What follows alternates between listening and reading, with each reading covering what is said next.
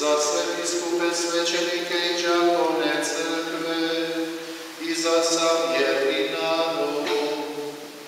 Pomolimo se.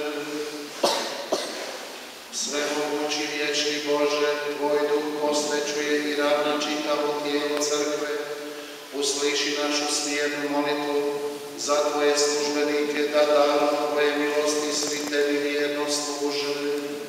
Po Kristu Gospodinu našem. Amen.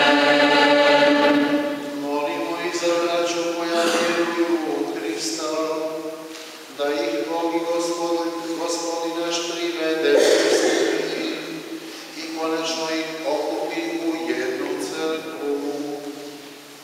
Pomolimo se.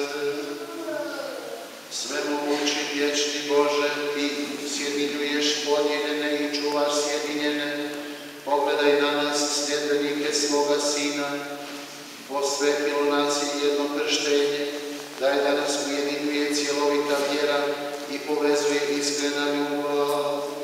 Po Kristu Gospodinu našem.